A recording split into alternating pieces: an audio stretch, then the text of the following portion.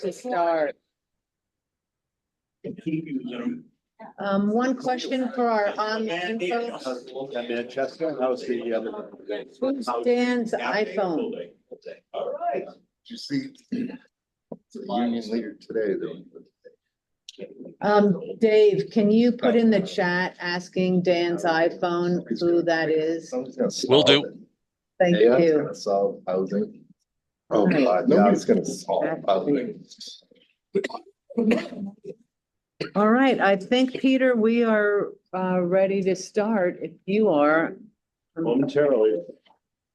and give us 5 seconds to verify. Sylvia? Usually Barbara comes in and scares me right there. Not yet. Sylvia? Yeah. Sure, Dan's iPhone, do we know who that is?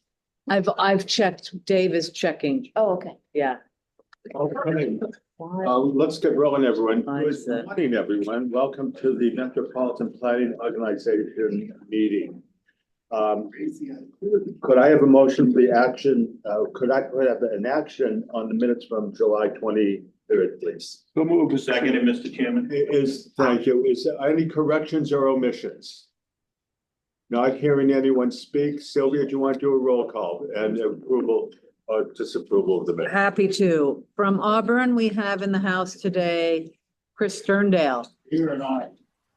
From Bedford, lots of folks and a couple of new faces. So first, let's welcome Bill Jean Present and yes. and Danielle Ivanzik. Abstain. And new members, John Nelson. Present, abstain. Thanks, John, and Mark Snyder. Present. Thank you. And we're gonna answer a phone first. And interestingly enough, Candia, we have Ron Laverdure. Abstain, present and abstain. Thanks, Ron. And from Chester, we have Andrew Haddock Yes. and Deb Munson. Here and yes. Thank you, Deb. Deerfield in-house, we have Fred McGarry Present and yes.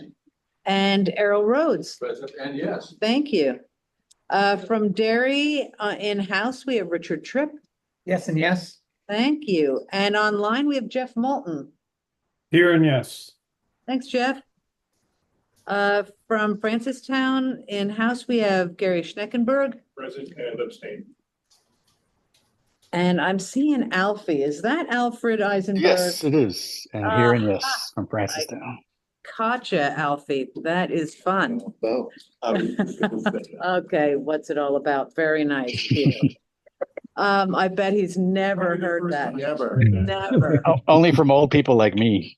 Yeah. Oh, yeah, there you go. Goffstown online, we have Colleen Mayu. Present and yes. And here we go. Let's go ahead. And from Hooksett online, we have Denise Pitchett-Folk. Present, abstain. And good to see you again, Denise. Thanks.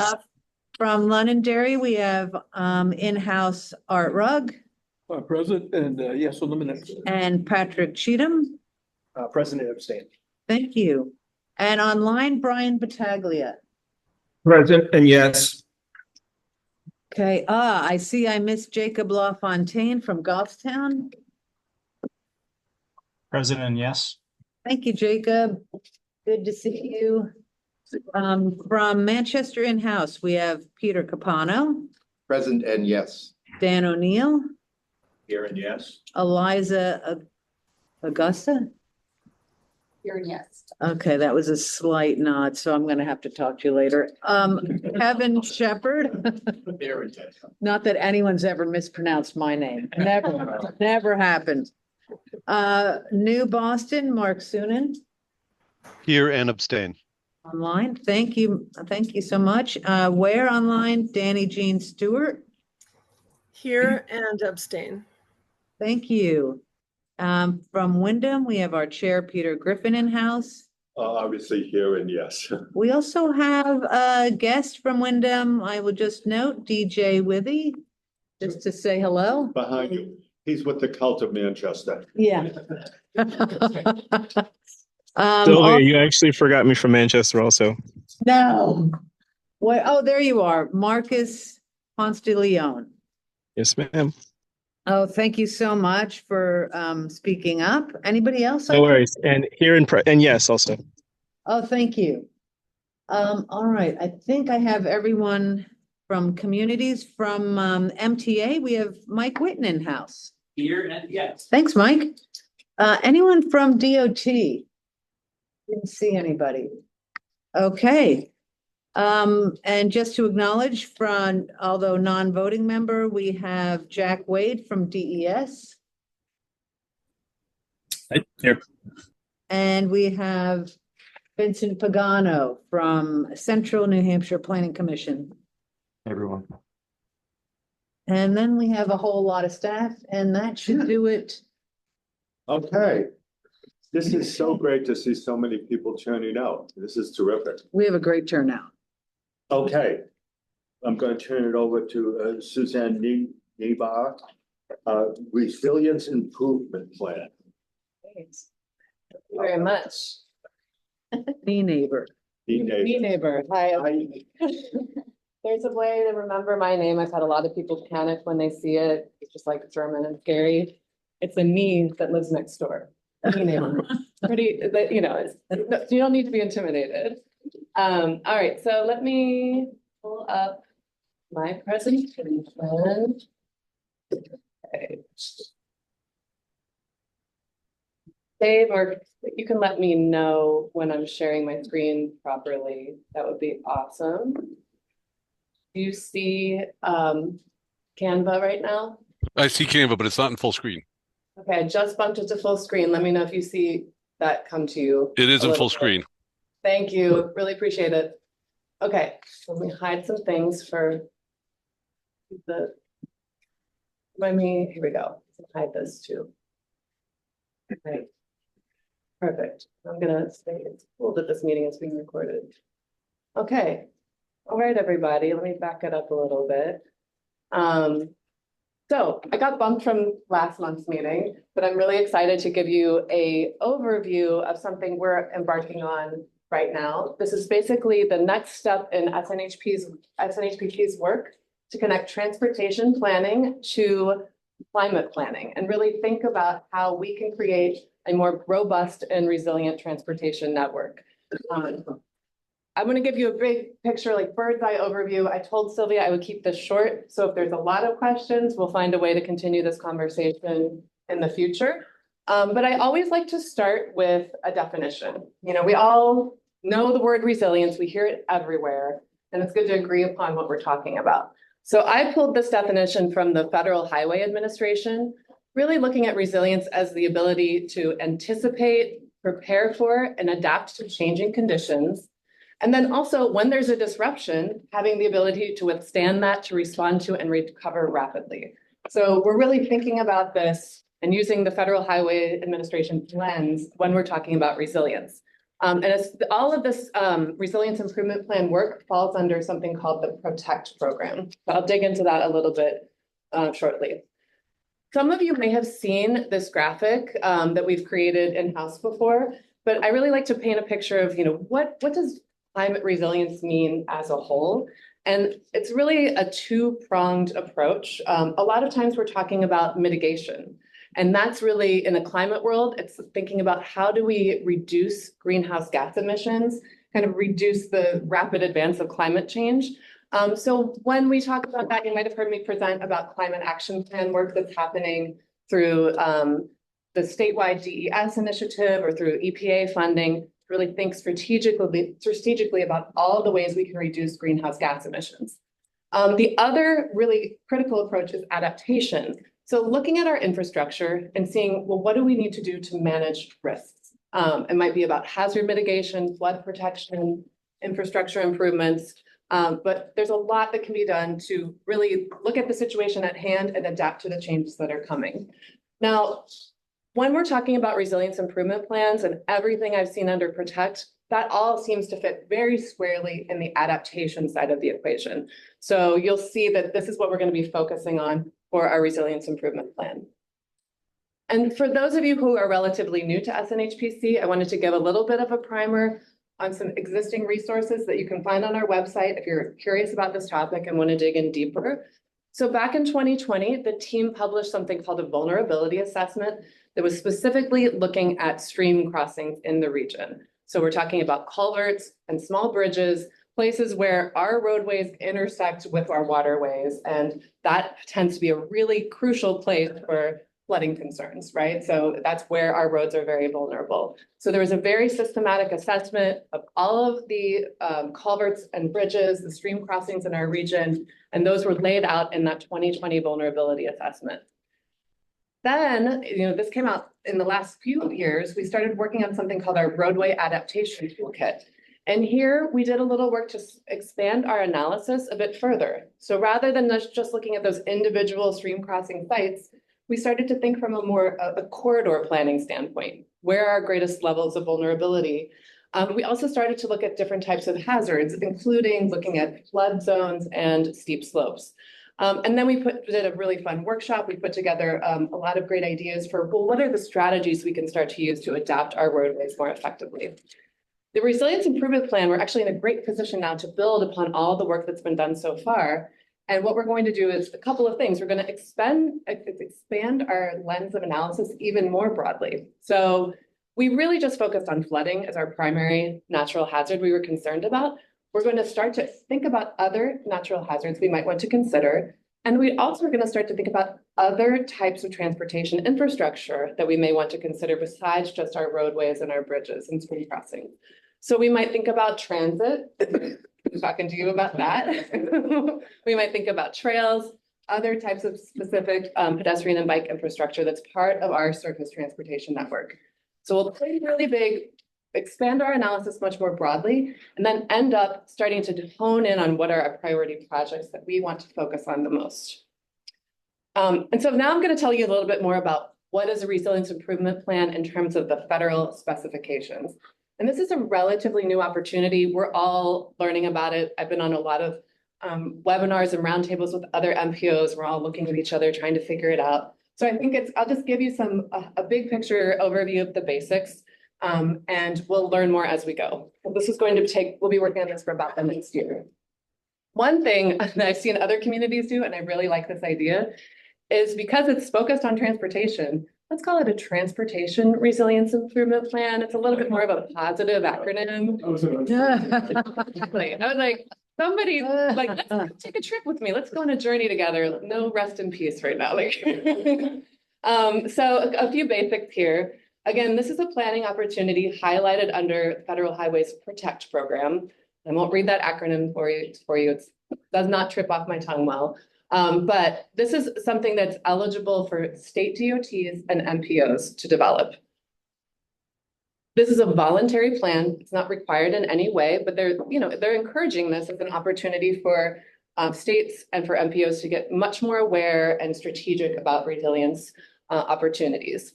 We're supposed to take a systemic approach, thinking about short and long-term investments, thinking about the transportation system as a whole. And this is supposed to be a risk-based assessment. So we need to really understand what are the climate conditions and the natural hazards that are making our region vulnerable, and decide where our priorities are based on that risk. There's also a carrot attached to this in terms of funding opportunities. So as many of you know, when there's a federally funded transportation project, there's usually an 80-20 situation where the 80% of the funding is provided federally and 20% is provided through a local match. 20% can still be a whole lot of money depending on the scale of the project. With the Protect Resilience Improvement Plan opportunity, there's a couple of advantages to undertaking this. Number one, if we create a prioritized list of our resiliency projects and put that in our resilience improvement plan, those projects can be eligible for a 7% reduction in the local match. And then if we take that resilience improvement plan and effectively integrate it into our long-range transportation plan, which is our metropolitan transportation plan, and we're actually in the process of starting to develop the next iteration, the next update for that right now, we can then get an additional 3% reduction in a match for those projects. So that's an opportunity that's really worth taking advantage of, and part of the reason why we decided to undertake this voluntary plan. Now I'll talk a little bit. There's a whole bunch of requirements. I'm not going to enumerate all of these, but I'm just going to highlight a few that may be of interest to you. So the things in the shall column, these must be included in our resilience improvement plans. And the thing I wanted to highlight is the consistency with state and local hazard mitigation plans. So we're doing an analysis. We have the statewide hazard mitigation plan. We have everyone's local hazard mitigation plan. And we're using that as the driver to help determine, well, what are the highest priority natural hazards we should be considering? So that's one thing that we're definitely doing. Shall as appropriate, this actually means we do have to do all of these unless there's a really good reason not to, and we explain why we're not doing it. One thing that stood out to me, and this came out of our work on the roadway adaptation toolkit, was that folks in the region were really excited about natural infrastructure and thinking about the interaction of like, how do we do things that are going to benefit the environment and our transportation system at the same time? So I think that will probably be something we'll highlight in this resilience improvement plan. And then, of course, the may include, all of this is completely optional, but because we want that cost share reduction, we're definitely going to make a point of looking at the investment plan and the prioritized projects that we think are most critical for the resilience of our region. So we're learning from a lot of different places right now. Like I said, there's been a few states who really took this on quickly and have moved quickly, and I've looked at some of their statewide resilience improvement plans. I've gotten in touch with folks at Federal Highways Administration who run the PROTECT program, and I've been invited to join roundtables and really understand how we can make this work for us as an MPO. We have been sitting on a project partners committee for New Hampshire DOT's statewide resilience improvement plan. So one of the things we think is really important is not reinventing the wheel. So if there's some analysis that they're doing with their consultant, which is Cambridge Systematics, if we can borrow some of their ideas and some of their technical analysis, we'll definitely do that. We think there's other specific regional priorities that are going to matter to us, but we definitely want to be as aligned as possible with the work going on at the state level. And then I've been eyeballing work going on at other MPOs. You might not be surprised that some of the biggest metropolitan regions in our country are kind of the first ones out of the gate to do this. So metropolitan Washington, DC, New York City. One that was published just in the last month or two that I found incredibly valuable is Dutchess County, New York. And I think that might be a good model for us to track. It's a similar scale of a region. So really excited that we have some examples finally. And so in terms of our timeline, we basically are wrapping up the background research side of things, especially now that I have some examples that are really solid to draw upon. You know, we're connected with DOT at the statewide level. We're connected with Federal Highways Administrations. We have a lot of great resources to draw upon. We're now in the phase of really digging into the technical analysis and collaboration. One of the things I'd like to do is to identify a handful of kind of trip champions from throughout our region who might like to help guide this process. And we might get a couple of volunteers today. We'll finalize what are the priority hazards we'll be analyzing. We'll also think about how we want to host a regional workshop and what are the key questions that we want to get out of this so that we know this is going to be as useful as possible for communities across our region. And then I'm thinking that by the winter into spring, we'll be ready to integrate workshop input. We'll have a solid preliminary draft for everyone to review. And then we can actually start to strategize how do we integrate this into our MTP so we can maximize cost share benefit opportunities. So with that, I want to talk a little bit about what the level of commitment might be if you raise your hand to be a trip champion. I don't think it'd be more than about 3 meetings. We'd have them virtually where we can to just help guide the process. And I promise I'd use your time efficiently. Primarily, we'd want that group to inform the technical analysis, to attend the regional workshop and provide some guidance on how to shape that, and then to refine the priority project list. And we'll kind of present all this work back to the full MPO, of course. So if there's anyone who's like chomping at the bit, feel free to raise your hand. Is that a question or a volunteer? Eliza volunteered. Fantastic. Okay. And we got another volunteer. Thank you. Remind me of your name again. Patrick. Fantastic. Yes. Excellent. And then, of course, if you need to think about it, you know where to find me. Feel free to reach out. And but it's wide open. I think we have another volunteer from Manchester. I have a few people who have said like, I'm interested and I'm really busy. So one we'll talk about how we can bring more people into the fold and make this as fun and efficient as possible. So that, I want to thank you all for your time and happy to answer maybe a question or two if we have time for that. Questions for Suzanne in-house? Yes, please, Please do. Mr. O'Neill, Alderman O'Neill. Thank you. Suzanne, do you need department level participation? I think what we'll do is we're still thinking through our process. Okay. And we will not have it from every single community. But what we will do is make sure that everyone's invited to the workshop. And we'll make sure that when we have a draft in place, that everyone will have the opportunity to review that. So there's no mandatory requirement that we need every community to have a department level participation, but it's very welcome. Okay, and then one follow-up, Mr. Chairman. Go right ahead, please. You talked about the 20% match that could be if it fell in line with the criteria and those two plans down to reduce it by 10. Do you need, we find with some of the local matches, we have to get a commitment from the city before the feds will approve it. Do you know if that's true with the 10%? I sure could not answer. I don't think I could answer that question specifically, like as a hypothetical.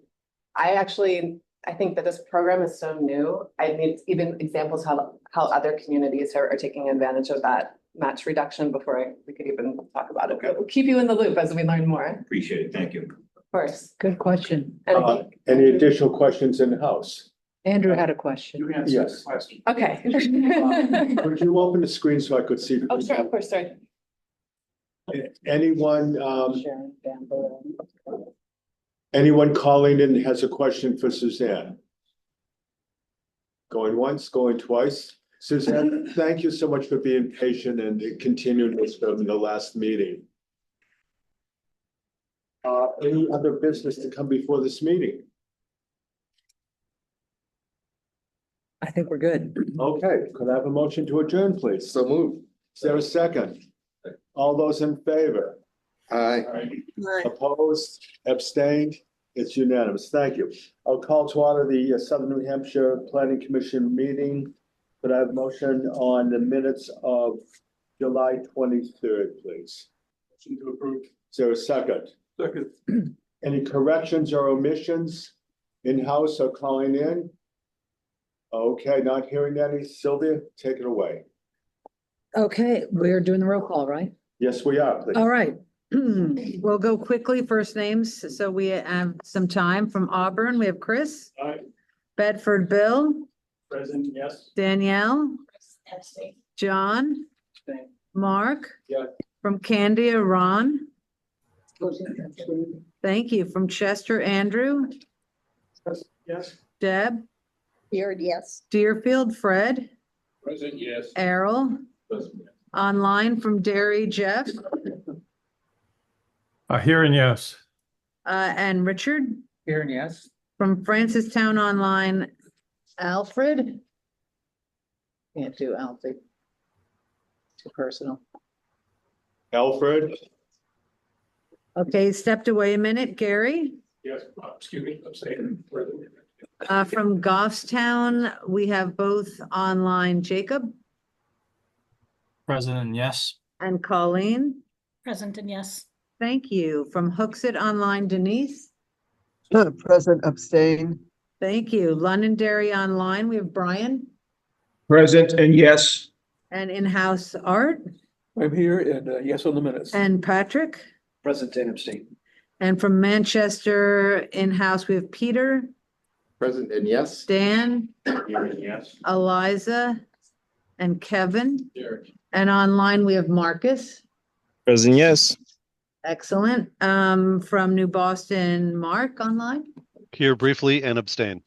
Thank you. From where we have Danny.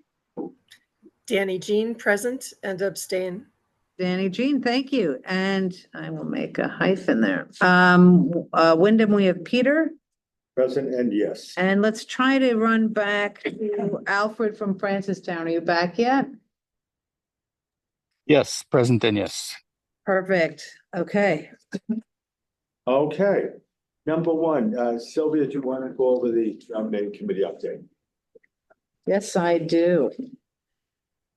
Okay, we had lot of emails going back and forth to make this happen, is all I'm gonna say. Oh, my word. So the nominating committee was Danielle from Bedford, Deb from Chester, Peter Capano from Manchester.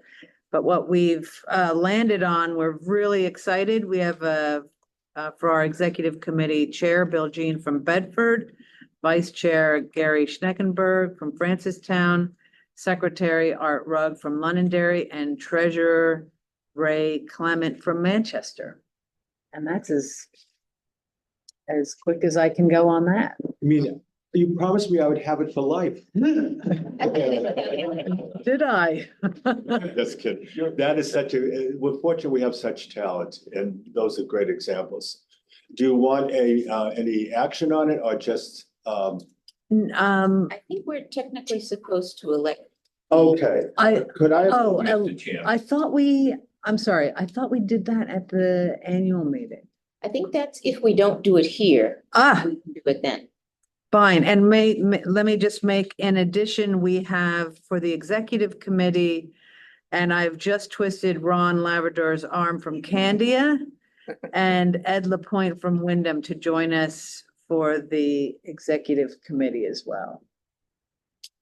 Okay, could I have a motion to take action on the slate of officers? So moved, Mr. Chairman. Is there a second? Are there any other nominations? Not hearing any. All those in favor? Aye. Opposed? Abstentions? May I have a round of applause for the new volunteer? Thank you. Okay. Nate, you're on for the smart grant contract with DOT. I am, and I don't have a PowerPoint or anything for this. To the 2 minutes for me to have no worries, but we're seeking authorization to enter into a contract with New Hampshire DOT in the amount of $60,000 to provide assistance with their recently awarded SMART grant. SMART program is a Federal Highway Administration discretionary program. It's called the Strengthening Mobility and Revolutionizing Transportation Program, and it lives up to the acronym. The intention of the program is to develop smart transportation infrastructure. I put a synopsis in the staff report and included a copy of the scope of work for the department's awarded project. If you're familiar with loop detectors in the limited access system in particular, these are inductive loop detectors that are embedded under the pavement and typically could capture traffic volume. That's how a lot of traffic counts are conducted on the interstate system and on Route 101 and other limited access highways in the state. Through a partnership with the University of Massachusetts, as well as a private company called CLR Analytics, there is some technology that will be retrofitted onto the existing loop detecting system at a number of sites around the state that will enable enhanced transportation data collection. So not just knowing how many vehicles are passing a spot, but through the signature that's created by different vehicles passing over the loop detector, classification of vehicles. This will be actually connected to the weigh in motion system where sensors are available, as well as the road weather information system around the state. So these loop detectors won't just be counting vehicles. They'll now be able to tell us some advanced traffic metrics due to the use of this technology and integrate it with road weather information and other systems on the network. I don't want to go into a lot more detail because I did include a scope of work, the summary of the scope of work in your packets, but it's an interesting project. It's a project that will be fun to work on. I was involved in working with the Bureau of Traffic at New Hampshire DOT and scoping the original project proposal that they submitted to the SMART grant program. And because of my previous involvement, they asked Southern New Hampshire Planning Commission to be involved in the implementation of the project. Normally, we would have our executive committee review and authorize contracts, but with the governor and council meeting timing it was more advantageous for us to try to get contract approval today rather than waiting for the executive committee meeting in September for approval.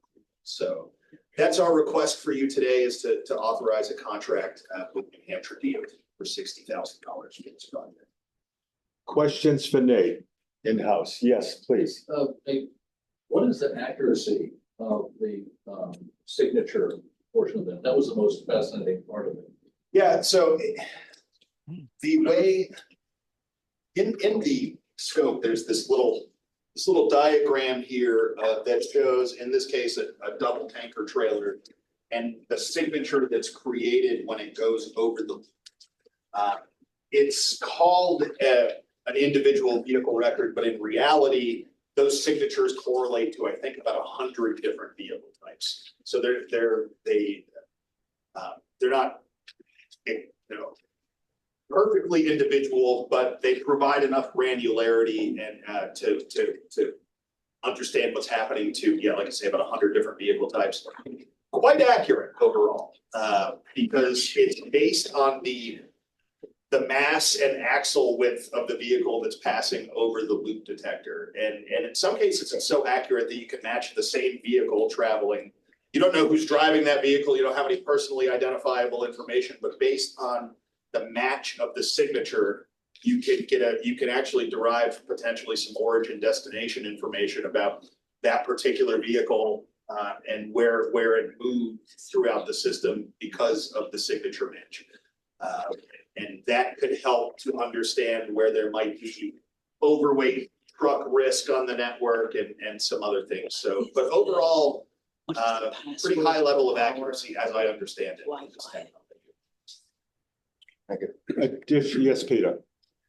Nate, what the SNHPC will do with this contract is actually go and find a subcontractor to do the installation. Am I reading that right? No, we're providing assistance in 4 different categories. So site selection, which is task 2, data collection and analysis, which is task 7, system evaluation, which is task 8, and training, which is task 9. So we will be involved in the same training that New Hampshire DOT gets on this, but our primary role will be in site selection. There are certain federal goals related to the SMART grant project to ensure equitable distribution of this technology and the deployment of this technology in certain areas that may be traditionally underserved. Any of those areas of interest happen to be in and around the Manchester area, so it made sort of a natural fit for us to be the partner. I've already been talking in the early stages with Kristen Clark and other staff at DPW about what their interests are with data collection and how we might be able to select sites through this program that would supplement what the city is collecting and what the city needs and provide even more enhanced data for the So city use. that's work that will be done in-house. Yes. It's not passive. Yeah. Thank you. Nate, does adaptive traffic signals meet the criteria or not? You hit on something, the weight in that, so the cameras would never pick up line. But Manchester is moving quite a few of our corridors toward, I think that's the right term, adaptive signals. And Manchester is actually applying, I believe, it intends to apply for the current SMART grant round for their own project for smart signal improvements on Beach and Maple. I believe they've done that the last 2 years in a row. Got some good feedback from federal reviewers in both of those processes, and I believe the city is intending to apply for exactly that type of project on a couple of key corridors, I believe, being Beach and Maple. For smart Do you grant. happen to know if the adaptive meets the criteria? You might not meet the criteria because of some of the goals. Yeah, it depends on the scope of the project, but smart signals are the criteria. Smart. Any additional questions in-house? Yes, please go right ahead. Will these pick up motorcycles? Yes. What about bikes? Well, most of the places where these are going to be are not places where bicycles are going to be traveled. So the interstate system, the limited access section of 101, the FE Everett Turnpike, that's most of where the loop detector network is right now. Peter. If and when loop detectors if some of this technology gets deployed off the limited access system where there may be bicycles, my understanding is that it would pick it up, but I'll have to verify. I was just wondering, because of the lights and things like that. Okay. One last question in-house, and then I have to offer questions, I'm sorry, to the. those How are we calling. gonna get the box? It's wireless, or- My understanding is it's wireless. so that breaks, you'll be able to see it. It's not going. Yes, it will go to, the Bureau of Traffic has a section within the traffic management center where they would be able to flag that stuff fairly instantaneously. Anyone calling in that has a question for Nate? Not hearing anyone? Mark does. I do. I've got my hand up. This is Mark from New Boston. Two questions, Nate. One, it looks like we're contracting with the NHDOT, but tasks 7, 8, and 9 are led by the university. What is our relationship to the university? We are a project partner as the university is a project partner. DOT is managing the project. But the university and us are both project partners. So DOT, we take our guidance on this project from DOT. Okay, and then the second question is $60,000 over 18 months. Is the current staffing of the commission sufficient to meet the need? Yeah, we're having that discussion. If it wasn't an 18-month time frame, I'd be more concerned. You know, if it was a 12-month time frame, I would have some concerns. The fact that this extends out to March of 2026, I think we're going to be okay. All right, thank you. Could I have a motion to approve the smart grant contract with New Hampshire DOT for grant assistance? So moved. Is there a second? Second. Any further comments? Okay, not seeing all those in favor, please raise your hand or say aye. Aye. Opposed? Abstentions? Thank you, Nate. Sylvia, would you like to introduce our guest from the New Hampshire Food Alliance? Yes, and before I start, Nate just ate up 10 minutes of his own time for the next presentation. Thank you for laughing. So a couple months ago, I think it was Gary who suggested at our annual meeting, we have a focus in on agriculture and climate change. And 2 women rose to the top when I was trying to find a speaker. And today Nicole is here, Nicole Cardwell, and we're very lucky to have her. We have a whole wonderful outline about what she's talking about, but you don't want to hear from me. You want to hear from Nicole. She's going to provide all kinds of wonderful information, and we're so glad she's here in person, no less. I'm here. I do want to figure out before I jump in, how to make this full screen. Can the people online see this? She needs to share first. Okay, you help me? Oh, thank you. Okay, where's the best place for me to stand, given the Right, hybrid you're situation? good. Should I sit over here? Yeah, that's Okay. fine. I have to. This one away. It's She unplugged because it for we the- unplugged it You for the flash. unplugged But I can go like this and. Here we go. Oh, it's communicating out of there right now. I gotcha. Okay, so first we're gonna share the screen. And this is gonna be this, okay? While you do that, I'm gonna start. Yes. We're behind, right? You're okay. You're okay. Not Okay. distressed. Well, I'm so glad to meet all of you. See some sort of familiar faces. Does anyone know me or the New Hampshire Food Alliance in this room? No, okay. Well, my name is Nicole Cardwell. I'm the director of the New Hampshire Food Alliance, which is a program that's housed within the University of New Hampshire Sustainability Institute. And my goals for my little time with you all today are to do a little bit of a New Hampshire food system primer. Are any of you farmers in here? There's a lot of people that do multiple jobs in New Hampshire, many especially farmers. So just I always like to ask. So we're gonna do a little bit of a New Hampshire food system primer. And also I'd love to leave here with you understanding what the New Hampshire Food Alliance is, so that you might engage with us in the future, if we could be helpful to what you're trying to do. Does that sound good? Good. Yeah, okay. And just, can our home audience see the full screen? Yes, we can. Oh, excellent. Okay. Okay, so we're gonna start with the New Hampshire, mini New Hampshire food system primer. 4 things that I wanted to share about the New Hampshire food system to start us off. And then I think also as a good jumping off point for your time with Olivia Saunders next month, talking about climate resilience in New Hampshire farms. And then I'm gonna go backwards, and I'm gonna tell you what the New Hampshire Food Alliance is, who I am, and what we do. Okay, I didn't forget. So 1, the vast majority of New Hampshire farms are really small and they're owner operated. A few stats that I think will drive that home. There are about a little under 4,000 farms at the last count in New Hampshire, which is about half, a little less than half, more than half as many as Vermont. Over 80% of them are run by families or individuals, and more than 80% of them, but 80% of them gross less than $25,000 a year. So these are very small farms, especially in the scope of our national food system and agricultural scene. 70% of New Hampshire farms are 99 acres or smaller.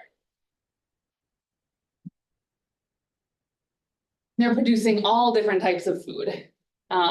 So I have some of the reports that this data is based on. I have, if anyone wants to keep a copy, if you're data lovers, as I know this might be a little bit hard for you to see. What I want to show you here is so the numbers between 2017 and 2024, they move a little bit depending on who's doing the count and what year it is. This number you'll see is a little over 4,000 farms. About 1,000 of them are doing poultry and eggs.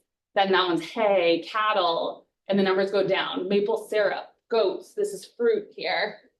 Christmas trees, dairy cattle, so milk, grains, aquaculture. It just helps to understand a little bit of what we're growing and producing in New Hampshire. And this is similar information, but different, a little different. So top manufactured products. 27% of our sales of food in New Hampshire were fluid milk. Another manufactured product for breweries, excuse me. Let's see, of all the seafood products sold, this one was surprising to me. 87% of the seafood sales in the state is lobster. You know that? I didn't know that. And then those are the other 2 top. There's many others that make up that last 13%. Those are the other 2 top products. I'm just going to point out what I want you to see on each slide. And I want to make sure we get to questions. So, and I'm still in, they're producing all different types of products. So this is similar to the last one in that it's the types of farm, but this is by agricultural sales, which is a little bit different. The last graph I showed you was the number of farms. So by sales, most of our agricultural sales are inedible nursery products as a state. The next one up is dairy cattle, so fluid milk or dairy products. And then vegetables, where they loop vegetables and melons together for some reason in the data collection. Fruit, hay, there's maple again. And then it goes on and on. 3, we're at 3 of 4 right now. 3, we're losing farmland. And we're going to continue to do so if we don't really work hard to protect it. And I'm still understanding regional planning commissions, I'll be honest. But I imagine this is where your work starts to intersect. So since 1945, New Hampshire has lost 80% of our farmland, according to the American Farmland Trust. And there's some really great data in the American Farmland Trust reports. I'm going to blow up that graph here. That they show how much farmland currently exists, what's under the most threat, and then by county, how they predict things going over the next number of years. So I know you can't absorb this right now, but my hope was to give you a sense of the information out there so that if you're excited about learning more about this, you know that this information is available and accessible to you. That makes sense? In this area, this southern New Hampshire area that we're talking about with this planning commission is, you won't be surprised to hear, the biggest decreases in cropland is predicted. And I don't have to tell you all the reasons why that will happen. I'm sure you're very familiar with it. But American Farmland Trust is an organization that really tries to analyze the trends and the risks to losing more farmland as a state and to lay it out in a way that's helpful for people planning for land use. And then lastly, our food system and the food we produce and raise and catch in New Hampshire, it's very small. We, if you look at it, it's less than 5% of the food we consume as a population by dollar. But it's a big economic driver. And I did not grow up in this area of New Hampshire, but I came here to apple pick as a kid. I remember it's some of my favorite childhood memories. It's also some of the ways that I engaged with the communities around me. I think many of us have connections to local farms that go beyond just where our calories come from. But a couple stats to give a sense. So our 4,000 farms annually support 20,000 jobs. And provide economic value of approximately 1.2 billion. So worth supporting in many different ways for many different reasons. And if we do support our food system now, then it'll be here when we need it most. Right now, we are reliant on a really complex global supply chain for our food. And that is the reality of most Americans. And I think many of us felt during, especially the first year of the pandemic, how fragile that supply chain is. And the more we can invest and protect the food system we do have, the more we'll have, like, it'll be here for us in the future if and when we ever really do need it more than we do now for the calories that we eat. And for the open spaces we have access to and the livelihoods we support. And that's what the New Hampshire Food Alliance is trying to do. So now I'm going to transition to the part where I tell you what our organization does. But let me pause there. Is it okay if I pause for questions? Sure. Does anyone have any burning questions for Nicole? Any? Just make a comment. It seems like an overwhelming issue, bigger than we could ever solve. And if food system dropped, what would we do?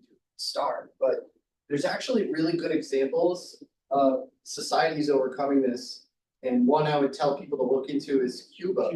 When Cuba separated from the Soviet Union, they lost 70% of their food supply, but they figured out how to grow farms in their cities, and they survived. And now they sustain themselves off there. You know the name of that movie? It's about that. There's a great film called The Power of Community that talks about that process.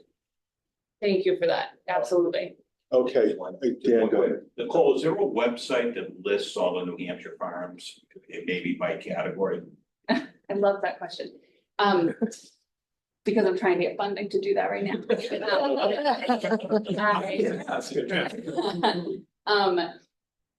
No. I think the short answer is no. There's a couple places where they're sort of listed. The best list right now, I think, is New Hampshire Farm Products Map on the Cooperative Extension website. You could also go to newhampshireeatslocal.org, which is a site that we run that has all the resources on where to find local food and local farms. One more time in the second one. newhampshireeatslocal.org. So what we're trying to do, I won't go off on that. We're trying to make a better list with the Department of Agriculture and Cooperative Extension and other partners to have one comprehensive set. Right now, that doesn't exist, shockingly. One last question. Okay, and then I'll go. Two last questions. Okay. I noticed that, I think it was back one slide, you were talking about the contribution value, it's like $1.2 billion. And I guess one more slide, and it's across 4,000 farms, that's about $300,000 per farm. Earlier you had said it was 25, they're grossing 25,000. So I'm trying to figure out the difference. Is that perhaps, I'm trying to get this associated with the production once it comes off the farm? Is that included in this, the economic value of not the farm itself, but the production of? I think that has to do with how they define economic value and like wages people are being paid and the maybe processing, maybe what supplies that are being purchased. It's a good question, and I have to think. I'm like combining a lot of different data sources here, and that's really tricky in trying to paint a simple picture. For tourism, but not necessarily go to the farm. Right? So other ancillary hospitality industry.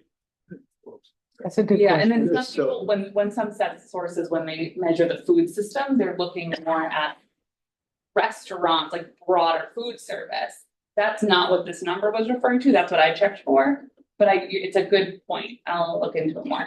Okay, one last question, and Nicole, I'll allow you to continue. Thank All you. right, yeah. And for those of you calling in, you will have the opportunity at the end of the presentation to question Nicole, please. Several of the farms I worked when I was young, they're gone. Many farms I am aware of, they're gone. Where did they go? They got developed. Is there any consideration for approaching these farms that have disappeared? To give them, allow them still to have adequate compensation when they want to move out, move out, whatever they're doing, but still preserve the farm Yes. without it being developed. Yep. There's a long answer to that. I'll try to give you the short answer now. And if we have time, I'll give you a longer version at the end. So there are many different ways. Folks refer to that as succession planning. How do we keep this farm in an agricultural business and protect this land as farmland as farmers age and transition on and need and deserve retirement funds and money to live off of, without selling their land to the highest bidder for development, as you can't judge them for doing, right? And so there are different tools to do that. One of my favorite tools is conservation easements on agricultural land, where you can, essentially the owners can sell the development rights to that land to protect it as farmland in perpetuity. And there are a couple programs that you might be familiar with that do that. Like LCHIP does some of that work. The Ag Land Preservation Program, run by the Department of Agriculture, we're trying to bring that back to life after a couple of years of it being on hiatus. And there's a lot of different organizations, land trusts, that work on that privately. But that's one example of a tool used to keep farmland as farmland. Yes. Continue. Thank you so much. Timekeeper. Great question. So what is the New Hampshire Food Alliance and how are we approaching this? So we're a statewide network. We have about 220 at the last count organizations and businesses and commissions that we work with around the state that are all trying to strengthen our local food system in some way, shape, or form. And we're trying to sort of hold the center of that and help everyone understand what their role is in trying to strengthen our food system and help them work better together. Sounds lovely. In practice, it's very tricky, as I've learned. This is the latest map or a recent map of where our partners are. So many of them are in your region. Here's some examples. Seacoast Eat Local is in the Seacoast region. We work a lot with the Cheshire County Conservation District and the other conservation districts. Kearsarge Food Hub, like food hubs. Let's see.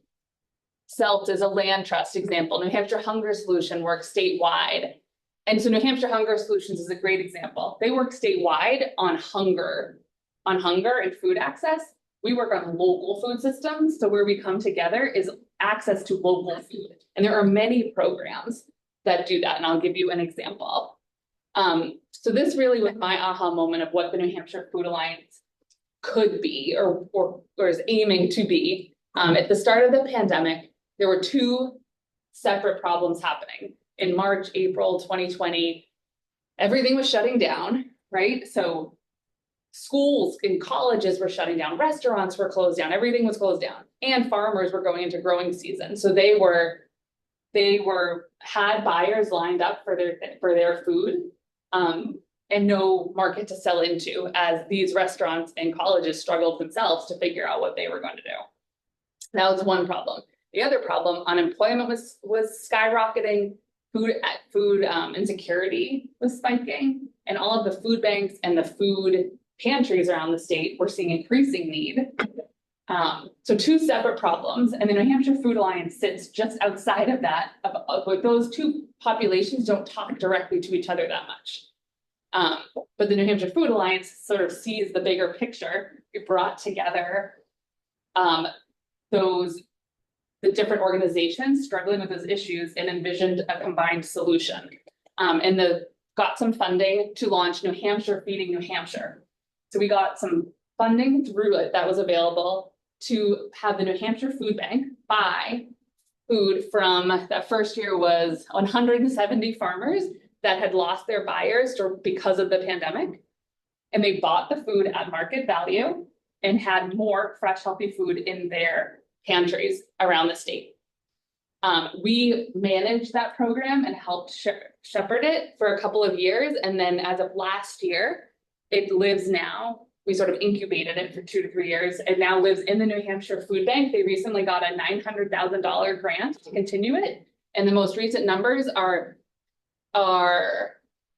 still 177, but over 500,000 pounds of fresh food purchased from New Hampshire farms, not donated, purchased from New Hampshire farms to New Hampshire's food pantries and agencies.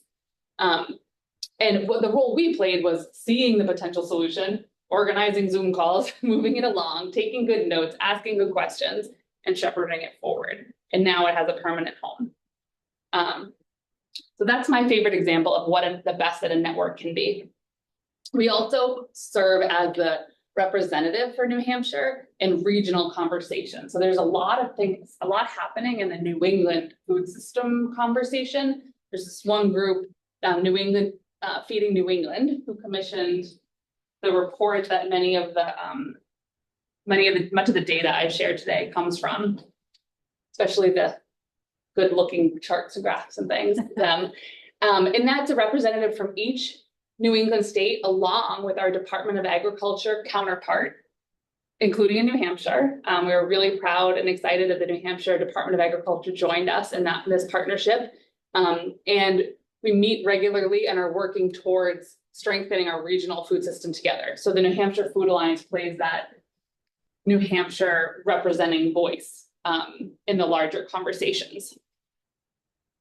And so that leads me to one of the biggest projects that we're undertaking right now, which is to spearhead the development of the first ever New Hampshire Food and Agriculture Strategic Plan. That group of New England partners determined that the best way we can strengthen the New England food system is for each state to have a strategic plan for our food and agricultural system. Vermont finished theirs a couple of years ago. New Hampshire and Rhode Island are doing ours now. We're about halfway through, or a little more than halfway through. The New Hampshire one, the Department of Agriculture funded half of the project and is in full support and partnership with it.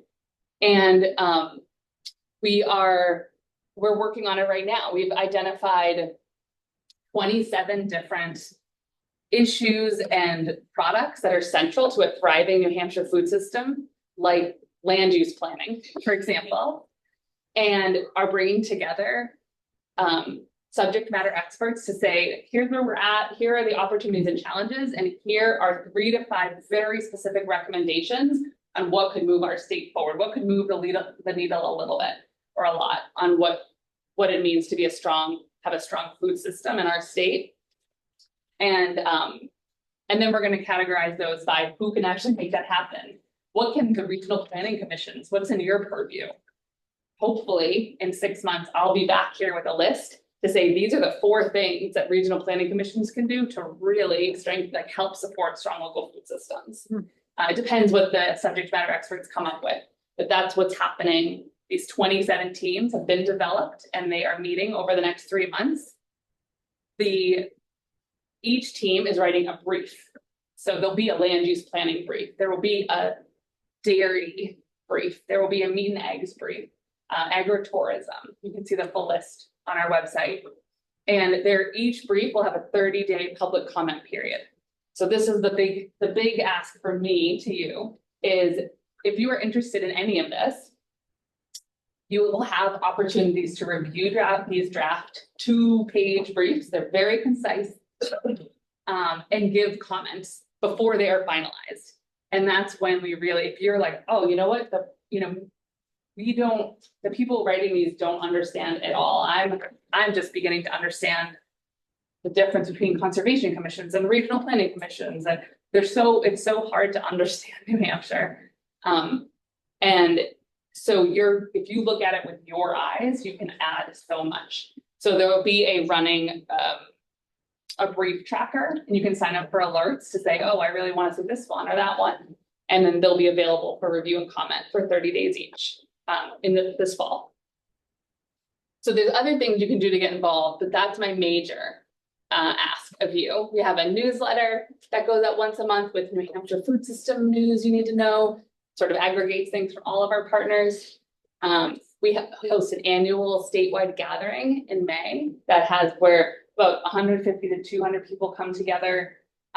It's sort of a conference, but it's much more, I don't know, networking focused and enjoyable. And we try to make it a really nice day. This coming year, it'll be in this area, in either Manchester or Concord area. We have action teams that focus on different programs that you can always join if you're interested in a specific project or area. And then the strategic plan, the opportunities to provide input on that are the key thing again over the next 4 months. And that's it. And we're always we're housed in the university, but the university does not fund us at all. So if there are, as you are doing your work, funding opportunities that feel like a good fit for the work we're trying to do, send it my way. I always appreciate the opportunity to apply for things. Are you ready for more questions? I'm ready. Okay, could you close the screen? I would like to open up. There were people calling in that didn't have the first shot at Just close the presentation or close this. For those of you calling in, do you have questions for Nicole? Yeah, yes, no, may, okay, none. Those of you, yes. I got two if I can sneak a bit. Go right ahead. First one, that for a bunch of years, I was doing research on local food systems in rural Jamaica.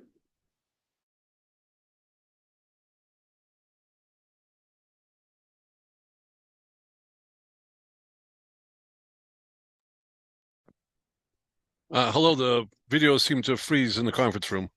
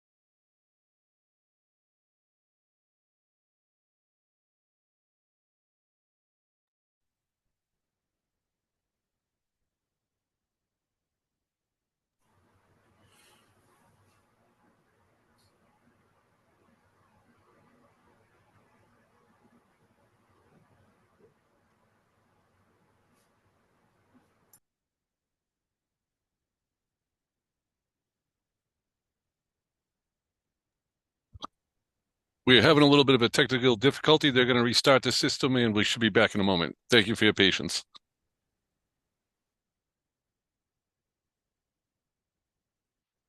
I was wondering does that mean when this person passes on, that land is now just preserved as it is and can't be used for agriculture again? It can be used for agriculture again. Okay. So if it's an agricultural I was going to start with that one and then go back. Yeah. So if it's an agricultural easement, and different easements have different rules, and I'm not an expert on it. I've learned a lot this last year as we worked on the ag land preservation program. The point of an easement is to say this parcel of land is protected from X kinds of development. Right. So you can sell it still, but the value of it is probably much lower if you can't put a housing development on it, right? So the current owners might say, you know what, my kids don't want to farm, or I don't have kids. But keeping this amazing piece of this orchard going is important to me. But how can I get some money for myself to launch my retirement without selling to a housing development or whatever? And so then they might get a $500,000 or $1,000 conservation easement, and then they can sell their farm to someone else, or if they pass away, the farm would go on the market like any other property, but the development rights are adjusted legally. And it's like who holds the easement is a question. And sometimes it's the Department of Agriculture, and sometimes it's a land trust, But either way, you can change ownership of the property. The easement is what changes what you can do on that land. Okay, Peter? Just to add one sort of a note of caution. And it's great, Nicole, what you and your folks are doing, but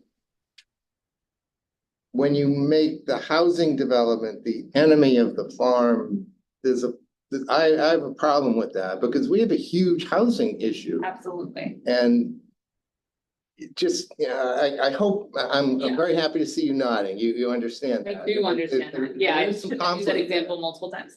I do understand that. We do have a huge housing crisis, and I don't think they need to be in juxtaposition. I think we need to solve the housing crisis and we need to protect farmland. And so, but I think surely that's true. Those things, like, I don't think they need to be.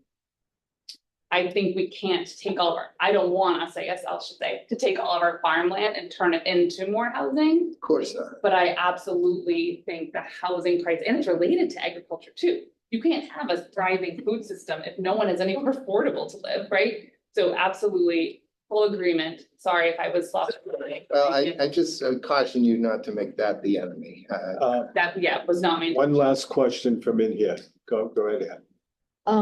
Do you have schools involved in this? I know my brother-in-law works for a school in Maine, and he keeps posting on Facebook that the school garden harvested 60 pounds and 41 pounds of tomatoes were frozen for future school lunches, and it's all the kids that are raising they have greenhouses, they have gardens. Yeah, my daughter sitting up there right now because it's the day before school starts, goes to Moherman in Oyster River School District, and they have a sugar shack and they tap maple trees and it's the sweetest thing. We have, yes, absolutely. New Hampshire Farm to School is part of the New Hampshire Food Alliance. In the strategic plan, there are multiple areas that focus on that. There's ag and food literacy, K through 12 focused brief. And then there's also sourcing for those for institutional markets. Like that's my background, what my background is in before being here. And so what does it look like for farms in New Hampshire to be helpful for them to sell to institutions? Is there a way in which it is helpful for them? Nicole, this has been terrific. I just have one comment. How many of you patronize your farmers markets that are in your areas rather than just saying, I'm going to go to Shaw's or Market Basket? It's much easier. That's one way of getting money into it's not a huge amount, but at least you're doing it. And I will shut up now because we're at a time crunch. Nicole, this was tremendous. Oh, thank you for having me. And I'm always available. We'll I hope talk again and be in touch about the strategic plan and where it lands. We most certainly will have you back. Thank you. I'm gonna leave a copy of this for you. And Nate, guess what? You're on with the ABCs of RPCs. Okay. Nicole gave me a nice segue there. And she mentioned a couple of times, she's still learning what regional planning commissions do. That it's confusing, how, regional planning commission, what do they do versus conservation commissions? Let's try to demystify that a little bit. Well, what do farms have to do with transportation? This is our. You're gonna get the market. I'm teasing. I just look at William. It's like, do we need another $1 million house? Yeah, we've helped through the orchards. Can everybody see this in full screen mode? It is in full screen mode now, yes. So a number of years ago, maybe more than 10 years ago, I was asked at a conference to provide an overview of how regional planning commissions came to be and what regional planning commissions do. And I did not have the cute title of the ABCs of RPCs. I did that presentation, and Steve Buckley from New Hampshire Municipal Association saw it. And he asked if I would do a webinar on the same topic. He came up with the name the ABCs of RPCs. So I give Steve Buckley all the credit for this title. Buckley's the best. He's excellent. And so I it's been a popular presentation. I've done it at many different conferences over the years. Other regional planning commissions have taken this presentation and adapted it. So over the next 15, 18 minutes, I will walk through for you, because we have a lot of new commissioners in the last couple of months that may not even really know what a regional planning commission is or what we do. Here will be a brief overview, the ABCs of RPCs. Why were regional planning commissions formed? This quote is still sort of the North Star today. A well-defined regional planning program will supply the various communities with the help they require in planning for the present and future needs of New Hampshire residents, aiding in the growth, development, and prosperity expected for the years ahead. Governor John King in 1969, that is his quote. And for the past 50 plus years, that has been the goal, in large part, of what regional planning commissions do. How were regional planning commissions formed? Well, Governor King in the late 1960s commissioned the development of this report, the cover of which is on this slide, called Regional Planning in New Hampshire, and identified the following needs. The first of which was to ensure municipal coordination in the access to and delivery of federal grant programs. What was going on in the late 1960s that would have required the state of New Hampshire to get its ducks in a row about ensuring municipal coordination and access to federal grant programs? The interstate highway system. That's one. Even in larger part, the Great Society programs of Lyndon B. Johnson, with what is now known as HUD, what is now known as the Federal Transit Administration, then known as the Urban Mass Transit Association. Those were all coming out of that time period. The federal government was making big investments in municipalities, but it was had to make sure those investments had the most impact. They realized quickly that states didn't have their finger close enough to the pulse to know what municipal needs were in this context, and that it was too unwieldy to deal with each individual municipality. So they needed an organization that would be more nimble than a state, but less burdensome than dealing with all the municipalities to do that. So that is part of the reason why regional planning commissions came to be. How were the RPC regions formed? Well, this is one of the original maps in that 1969 report. The Governor King, turned to his experts, resource economists at the University of New Hampshire, to do a study and determine what the region should be. This was one of the products of that study, a delineation study. So they looked at existing groupings in use at the state government at the time. Tourism regions were the primary grouping. Tourism regions still exist in New Hampshire, and they are different. We are in the Merrimack Valley tourism region right now, which is different than the Great North Woods tourism region. So the state has tourism regions. They had tourism regions back at that time, and that was one of the inputs that they looked at. They looked at shared functions between municipalities, the quote unquote potential for urban activity, and what significant growth centers would be developing over the coming years based on demographic projections. And from that, they identified 17 regions of New Hampshire. According to this map, those became 9 regions, and largely mirror the boundaries of those 17 regions when merged. So regions 1 through 5 became what is now known as North Country Council. 6 and 7 became what is now known as Lakes Region. 8 and 9 were eight was the Upper Valley region, and 9 was the Lake Sunapee region. They merged and became the Upper Valley Lake Sunapee region. Regions 10 and 11 in the southwest part of the state. Our region 13, very similar to how it was back then, other than the difference of having Francistown and not having Raymond. Our region mirrors very closely what region 13 was at that time. Then in 1969, after that report was done, Governor King's report on the regional planning in New Hampshire, that went to the legislature and ultimately was put into effect very quickly and became what we now know as RSA Chapter 36. And RSA Chapter 36 is the Regional Planning Commission statute in the state of New Hampshire that puts out all of that defines how regional planning commissions function and what our roles and responsibilities are. RSA 36 is very important because New Hampshire is a Dillon's rule state, not a home rule state. So instrumentalities of local government, of which regional planning commissions are, can only do the things that are explicitly authorized to them under state law. That's called being a Dillon's rule state, and we are a Dillon's rule state. And so we are, Chapter 36 of the state RSAs guides everything we do. What does RSA 36 prescribe that regional planning commissions do? The first is to provide advisory technical assistance on local planning matters.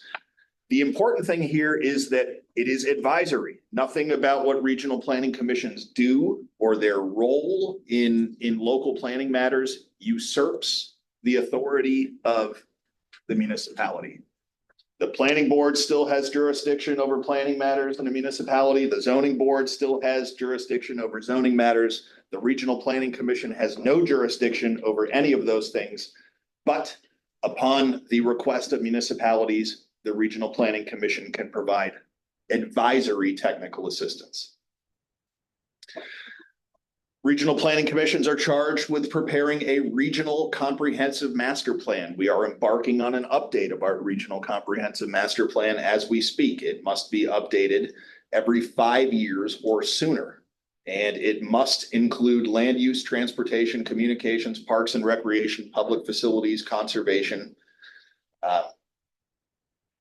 The regional housing needs assessment. Again, regional housing needs assessment must be updated every 5 years or sooner. We did that last year, so we are in good standing with our regional housing needs assessment being current. Must include an assessment of housing needs, quote, for persons and families of all levels of income. That is prescribed in the RSA as something that the regional housing needs assessment must do. And we've done that, obviously. Coordinate with municipalities and counties to implement programs for, quote, the full development, improvement, protection, and preservation of the region's physical and historical resources. This is a very broad thing, clause that allows us to do a lot of different things. The reason we administer an EPA brownfields assessment program to take stock of contaminated properties and plan for the reuse of those contaminated properties in the region is because of that clause that allows us to coordinate with municipalities to do that for the full development, improvement, protection, and preservation of the region's physical and historical resources. Local hazard mitigation planning falls under that. We do a lot of the things that you'll see in our work plan and our budget are tied to that's why I placed it in bold here. That's a very important phrase within the RSA. Developments of regional impact. Upon a designation by a local land use board that a development has the potential for regional impact, that local land use board notifies us of that development, provides us with the information we need to review that development, and then we assume as a regional planning commission the formal status of a butter to that development, which gives us standing to provide comments, review comments, and formal comments on the development proposal. Nothing about designating a development of regional impact means that a local land use board has to take or implement our comments. It just gives us the standing to provide those comments, which the land use board can accept or reject as they see fit in their own deliberations. All 9 regional planning commissions have guidelines that are provided to municipalities to assist them in determining whether or not a development has the potential for regional impact. And so I think there used to be actually the guidelines that, I don't know if they're still there, that used to be pinned to one of these boards, actually. Provide a regional transportation improvement program to the New Hampshire DOT by April 1st of each year. This is largely our role in the 10-year plan process. This comes from two different RSAs, actually RSA 22899 and RSA 240, which is why we have sent out recently solicitation correspondence to all of the communities in the region for 10-year plan work. We'll be talking a lot more about that at next month's meeting. And some of the projects that have come in and the review process that we're undertaking for those, that all occurs as part of the development of the Regional Transportation Improvement Program. Interstate Regional Planning Compacts.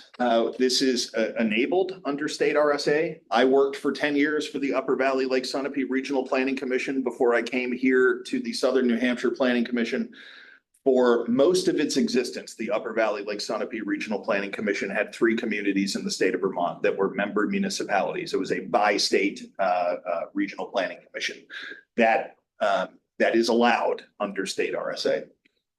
Serve on state boards and commissions. I serve on the New Hampshire Transportation Council under RSA 238A. Sylvia serves on the State Coordinating Council for Community Transportation under 239B. So a number of state boards and commissions under statute have identified and specified seats for Regional Planning Commission membership. We serve that role as well. Regional planning commissions are also authorized to recommend the formations of regional transit districts to local legislative bodies under RSA 38B. That doesn't happen terribly often in the state, but it is enabled. I get a lot of questions about, well, what is a regional planning commission? Is it a nonprofit? Is it a corporation? Now, a regional planning commission is a political subdivision of the state of New Hampshire, just like any city or town is a political subdivision of the state of New Hampshire, or any school district is a political subdivision. The difference, we don't have the power to tax. We're a big city or town with no power to tax. That's essentially what a regional planning commission is. We're not state agencies. We're not nonprofit organizations. We're not a corporation. We're not a lobbying organization. We are a political subdivision of the state of New Hampshire, and we are governed by commissioners, all of you who are appointed by your respective municipalities to oversee our work and guide our work. We are supported financially by membership dues that are voluntarily paid by municipalities, which we then leverage to support other state and federal resources to come in and benefit our municipalities and the region. 4 of the 9 regional planning commissions in New Hampshire serve urbanized areas and therefore have a special designation as what's called a metropolitan planning organization.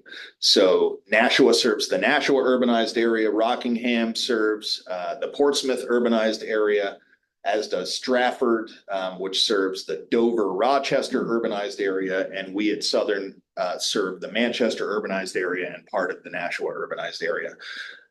Because of the fact that we serve those urbanized areas, we have a special role as an MPO under Title 23, Chapter 450 of the Code of Federal Regulations. We talk a lot about our responsibilities as an MPO in the first half of this agenda every month with the TIP and the Metropolitan Transportation Plan and congestion management process and all of those sorts of things. So I'm not going to go into great detail about what we do as an MPO, other than to say we do serve that role as an MPO because of the fact that we serve an area that is urbanized. What are Regional Planning Commission services today? I won't read all of these, but we assist our municipalities with many different aspects of planning work. Depending on the unique needs of those municipalities. So all of the things on this list, we are either actively doing or have done recently for our communities. What will we be doing tomorrow? Well, part of that will be guided by all of you as our commissioners. What are your needs? You're a conduit of information to us between the municipalities you serve and your role as a commissioner. So you help guide what we should be focusing on and doing in the future. But there are some things that we know are coming down the pipeline. AI is becoming more significant. Smart infrastructure, we talked about that a few minutes ago, is becoming more significant. Autonomous vehicles we know are on the horizon. Flying cars. Sounds crazy. It's not that far away, believe it or not. Flying cars may be here in the next few decades.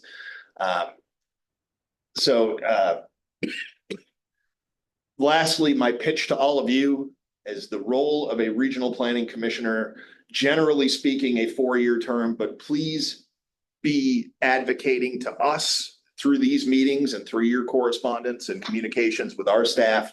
Advocate for the needs of your community.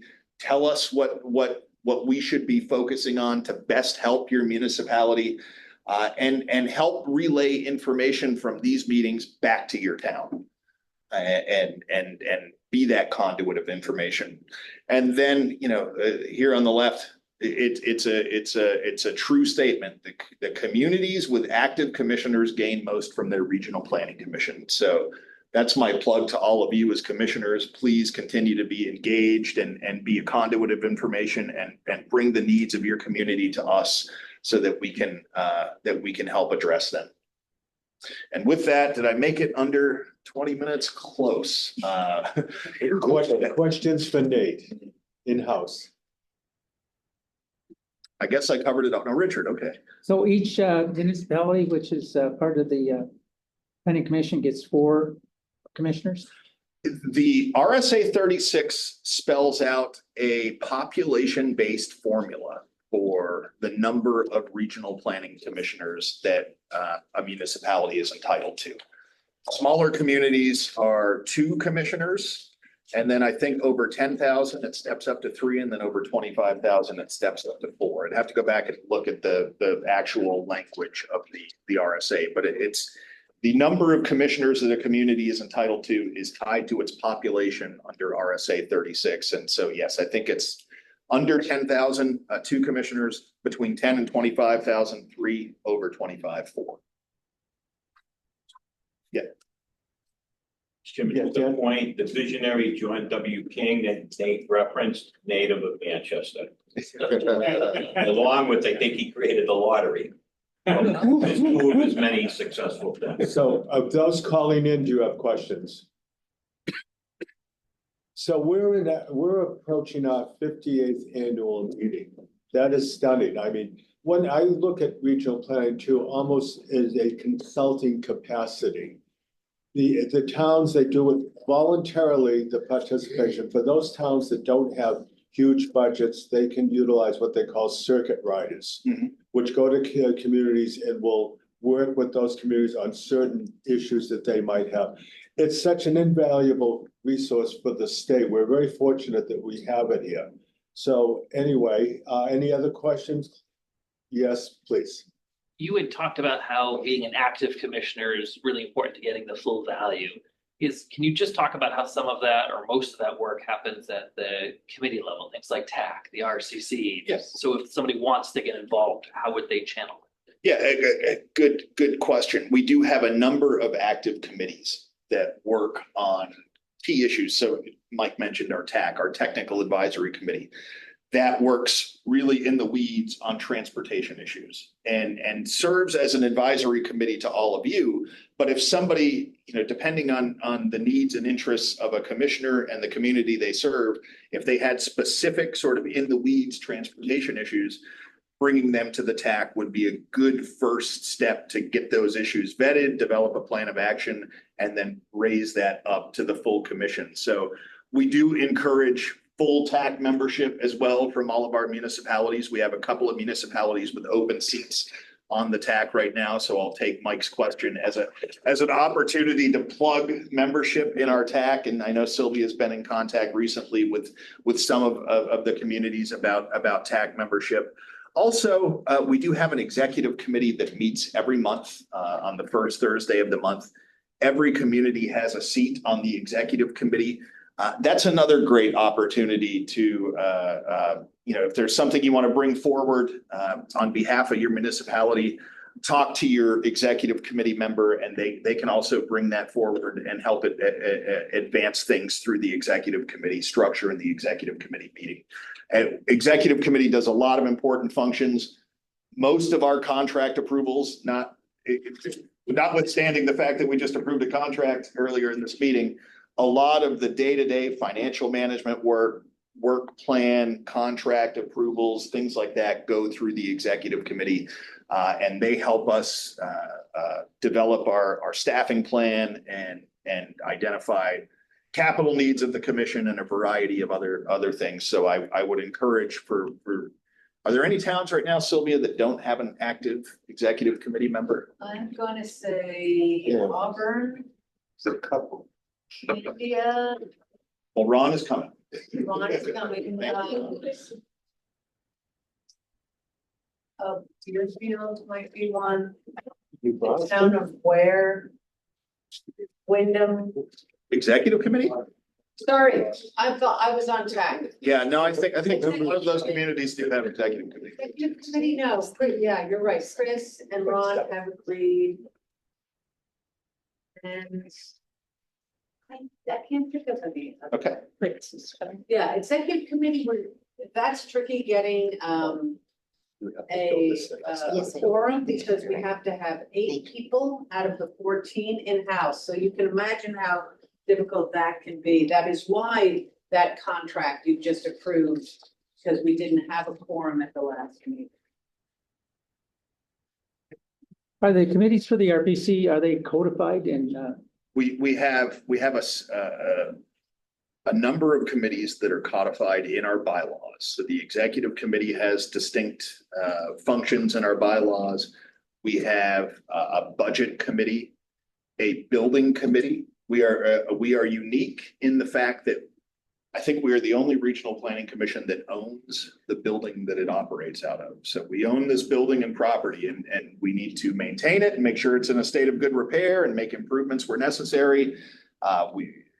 A number of years ago, we put solar panels on, all of those types of decisions about what happens to the buildings and grounds here are guided by our building committee. So we do have, Richard, I think, 4 different committees that are established under our bylaws for those specific purposes.